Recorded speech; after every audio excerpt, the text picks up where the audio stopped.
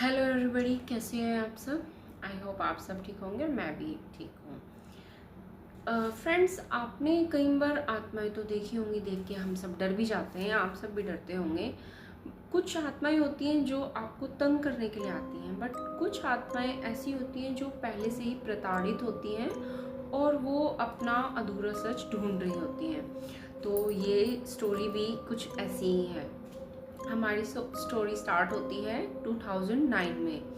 2009 में एक coaching centre था जिसका सेटअप जिसका अपना रेजिडेंशियल कैंपस था और जिसका सेटअप ऐसे था, बीच में कोचिंग सेंटर था और एक साइड में बॉयज़ हॉस्टल और एक साइड में गर्ल्स हॉस्टल।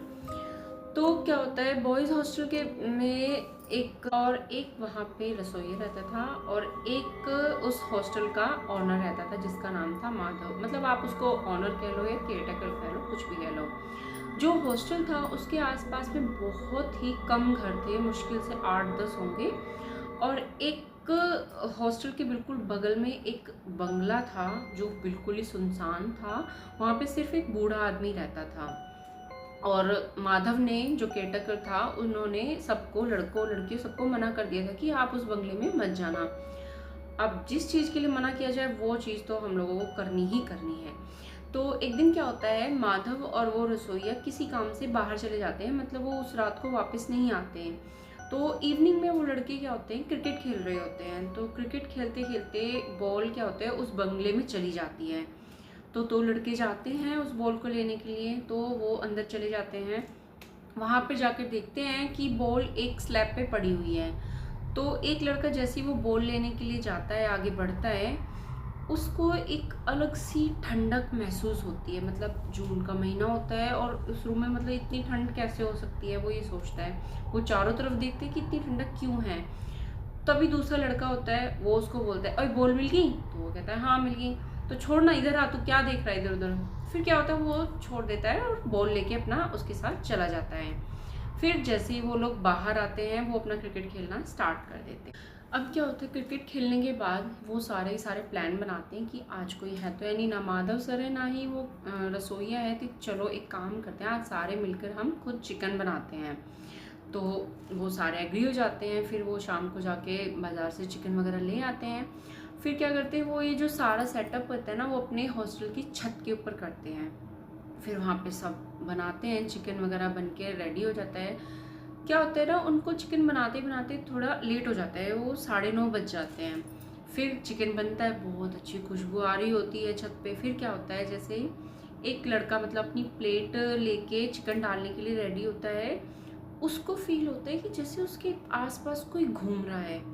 वो इधर उधर देखता है तो बट उसको कुछ नहीं दिखाई देता। फिर दोबारा वो प्लेट में जैसे डालने के लिए रेडी होकर अपनी जगह पर आके बैठता है। उसको ऐसा लगता है जैसे उसके बगल में कोई बैठा हुआ है, बट वो अपनी साइड में देखता है तो देखता है कि वो दूसरा लड़का तो बहुत दूर बैठा हुआ है, पर मेरे पास क्यों मुझे फील हो रहा है। फिर वो जैसे ही खाने के लिए स्टार्ट करता है, इधर उधर देखता है, तो उसको उसके बगल में एक परछाई नज़र आती है, काली सी आकृति नज़र आती है, जिसको देख के वो डर जाता है।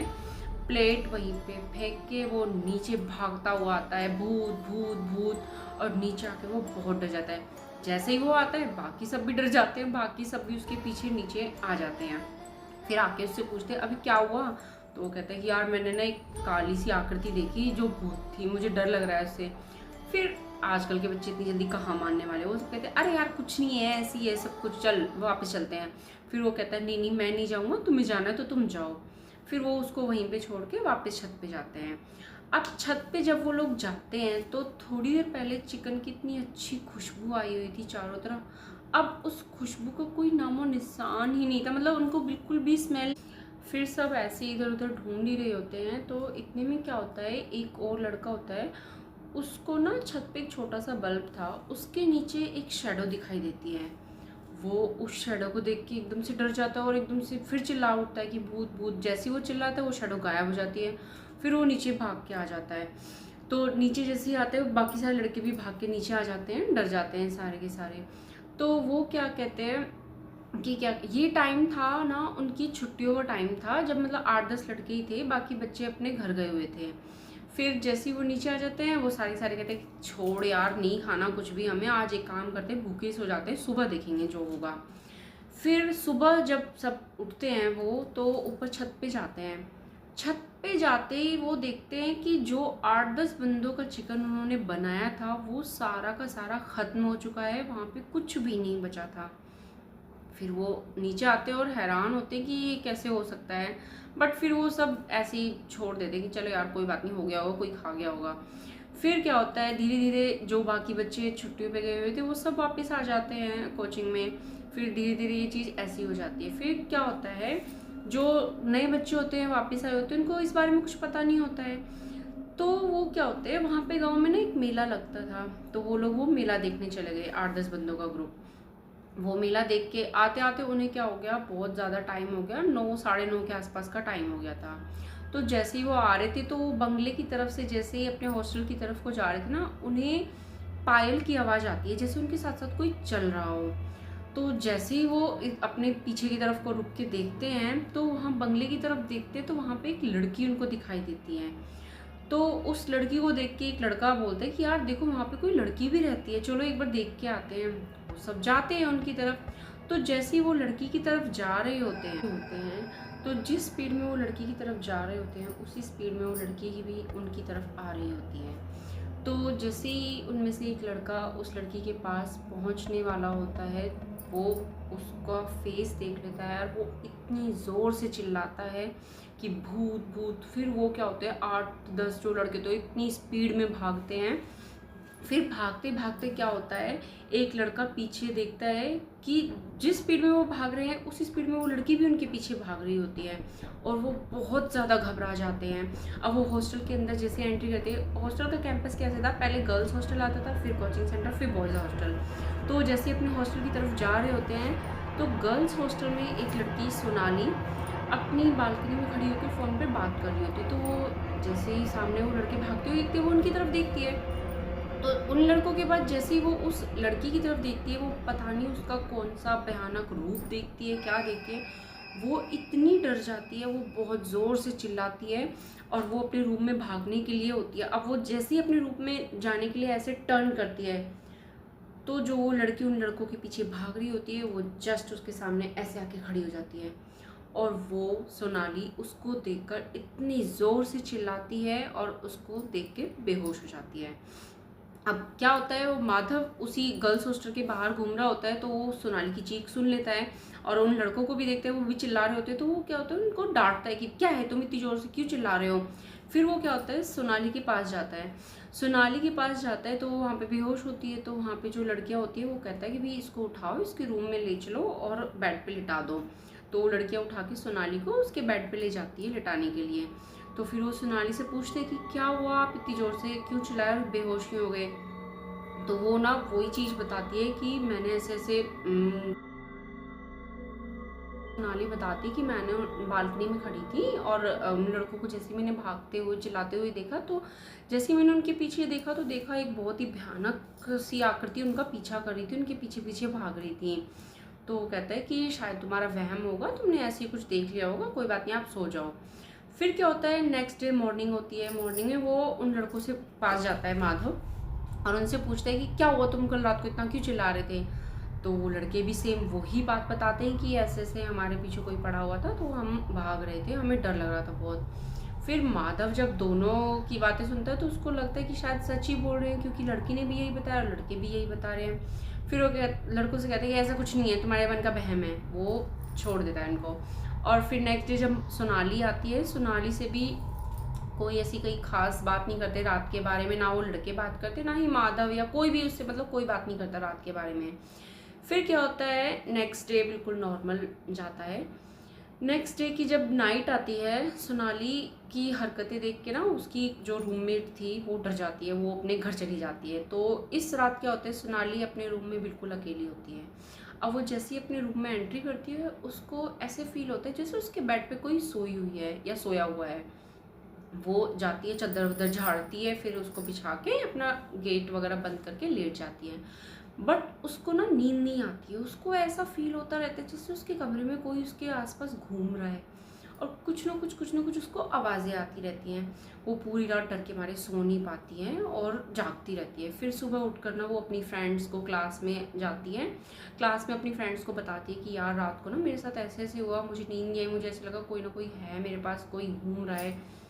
उसकी फ्रेंड्स कहती है कोई बात नहीं यार, तेरे को ऐसे ही फील हो रहा होगा, परसों भी तू बेहोश हो गई थी तो शायद तेरा सर दर्द हो रहा होगा, तेरे को विजन ऐसे। अब जैसे ही क्लास के 2 पीरियड बीतते हैं तो तीसरे पीरियड में पता नहीं सोनाली को एकदम से क्या होता है, वो बेंच पे ऐसे हाथ रख के जोर से हंसने लगती है, हा हा हा हा हा हा, बहुत ज़ोर से। और उसके बालों को ऐसे ऐसे ऐसे करने लगती है, पूरे बाल उसके बिखर जाते हैं और आंखें होती है वो पूरी लाल हो जाती हैं। उसके आसपास बैठे हुए जो बच्चे होते हैं वो सब घबरा जाते हैं और बहुत ज़ोर ज़ोर से चिल्लाने लगते हैं। इतनी ज़ोर की चिल्लाहट सुन के जो बाकी के प्रोफेसर होते हैं वो भी वहीं पे आ जाते हैं और वो सब देखते रहते हैं कि ये हो क्या रहा है। तो सब उसको कंट्रोल करने की कोशिश करते हैं, सोनाली को पकड़ते हैं। सोनाली को ऐसी छीना, मतलब पकड़ने में ना उसका सर एकदम से दीवार में जाके लगता है और दीवार में जब लगता है तो ना उसके यहाँ पे बहुत मोटा सा हो जाता है। फिर उसके दीवार में से लगती है, वो क्या होती है, बेहोश हो जाती है। जैसे ही वो बेहोश होती है तो उसको उसके रूम में ले जाते हैं और उसके पेरेंट्स को कॉल करते हैं कि यार ऐसे ऐसे बात हुई है।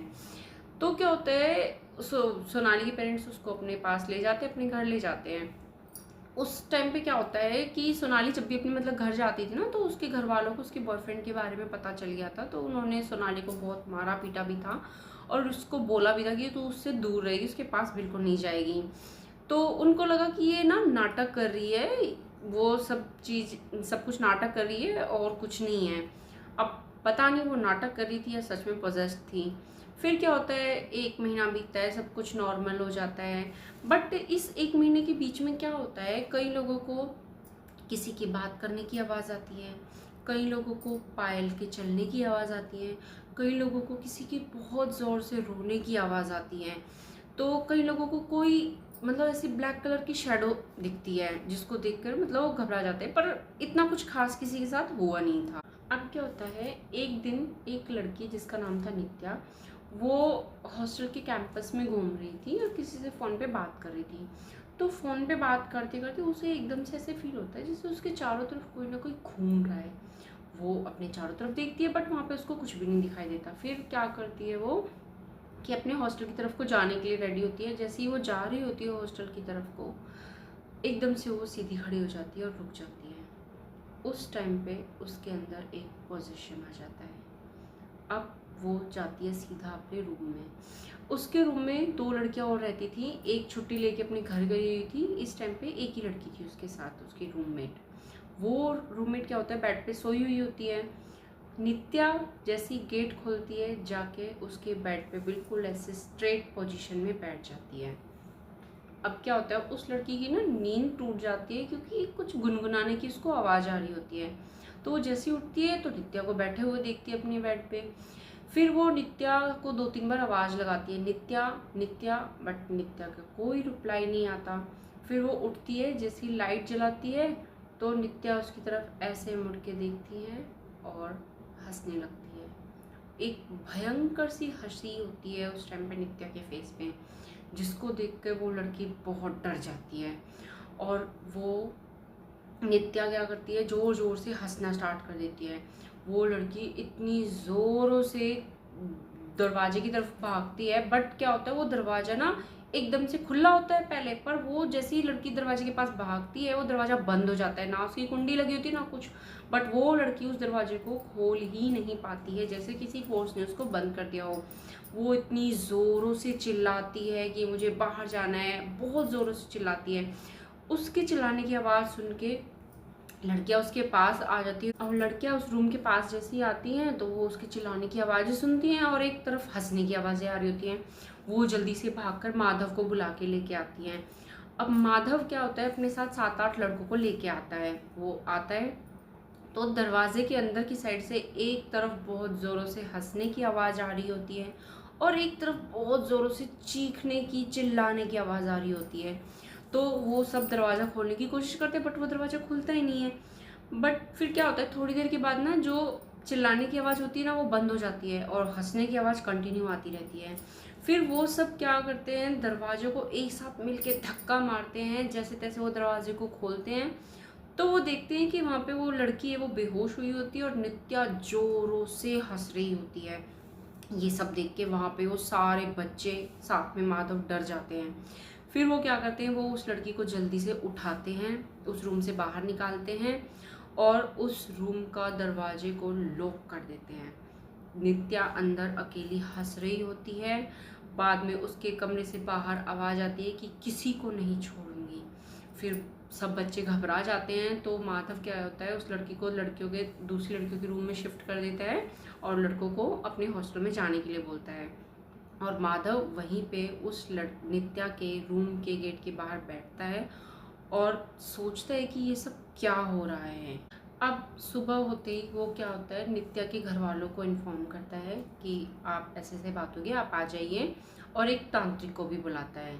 तो नित्या के घर वाले तांत्रिक के आने से पहले ही पहुंच जाते हैं और वो आते ही माधव पर गुस्सा करने लगते हैं कि तुमने हमारी बेटी को पूरी रात भर एक रूम में बंद करके रखा हुआ है, तुम पागल हो, मतलब उसको बहुत खरी खोटी सुनाते हैं। तो माधव उनको बोलते हैं कि आप समझने की कोशिश कीजिए, मैं झूठ नहीं बोल रहा हूँ, आप एक बार तांत्रिक को आ जाने दीजिए, फिर उसके बाद आपको जो करना है वो कर लेना। वो बात नहीं मानते, उसको फिर बहुत सुनाते हैं। जैसे वहाँ पे जो लड़की होती है वो सब फिर वही चीज़ें बताती है कि आंटी ऐसे ऐसे हुआ था, अंकल ऐसे ऐसे हुआ था। वो बात नहीं मानते। फिर जैसे गेट खुलता है तो देखते हैं कि नित्या बेहोश पड़ी है। अब अपनी बेटी को बेहोश देखकर वो और ज़्यादा गुस्से में आ जाते हैं, वो माधव को बहुत कुछ सुना देते हैं। तो माधव बोलता है कि आप बस तांत्रिक के आने तक रुक जाइए, फिर आपको मेरी बातों पे विश्वास हो जाएगा। फिर सबकी बातें सुन के वो लोग मान जाते हैं कि ठीक है चलो रुक जाते हैं। फिर थोड़ी देर बाद जैसे ही तांत्रिक आता है, तांत्रिक को माधव सारी बातें बताता है कि भाई कल रात को ऐसे ऐसे हुआ और पहले भी ऐसे ऐसे कुछ ना कुछ हो ही रहा था। अब तांत्रिक क्या होता है, अपने 4 चेलों के साथ आता है, वो बैठते हैं, वो अपनी पूजा स्टार्ट करते हैं। तो जैसे ही वो अपनी पूजा स्टार्ट करते हैं, उनके जो 4 चेले होते हैं वो भी चारों कोने में खड़े हो जाते हैं और वो भी मंत्र जाप करते रहते हैं। अब वहाँ पे क्या होता है, नित्या वो लेके आया जाता है। नित्या आती है, नॉर्मल वो उस टाइम पे नित्या होती है, उसको तांत्रिक जी जहाँ पे पूजा कर रहे थे उसके सामने बिठाया जाता है।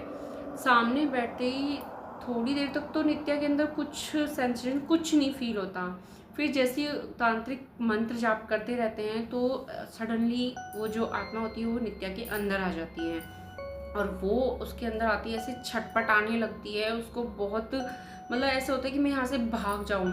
बट तो वो नित्या की आवाज़ में बोलती है कि राकेश कहाँ है। वो तांत्रिक जी बोलते हैं कि कौन राकेश।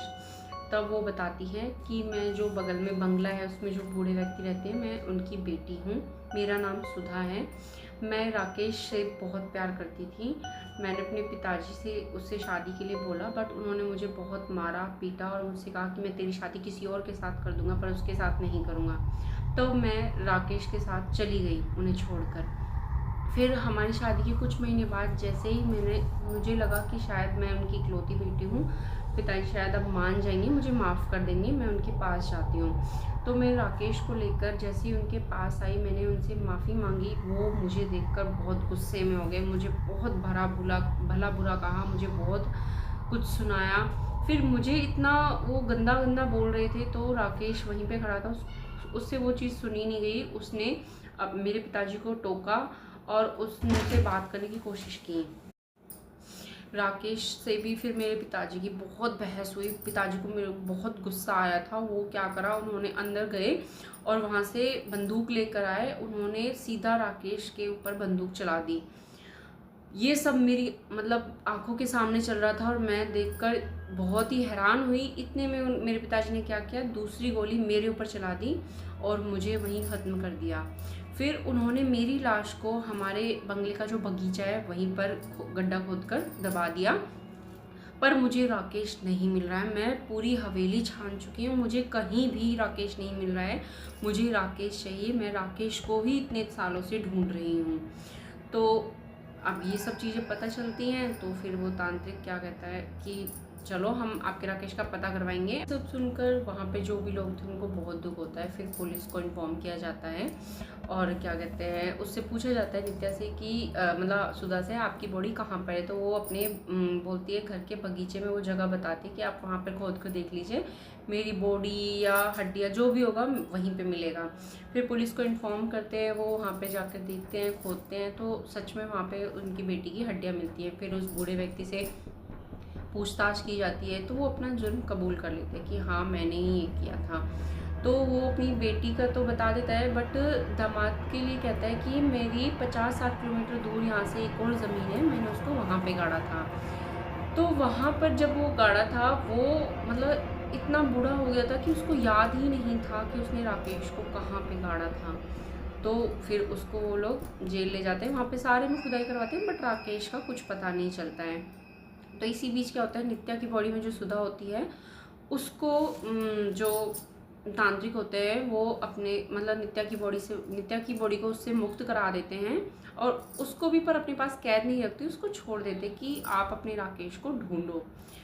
तो वो तब से उसी हवेली में, उसी बंगले में घूम रही हैं। आज भी, आज की डेट में भी वो अपने राकेश को ढूंढ रही है कि ताकि कहीं ना कहीं से उसको अपना राकेश मिल जाए। और आज भी उस बंगले के बाहर कुछ ना कुछ हरकतें ऐसी होती हुई मिलती रहती हैं। सो थैंक्स फॉर वॉचिंग दोस्तों, कैसी लगी आपको मेरी स्टोरी।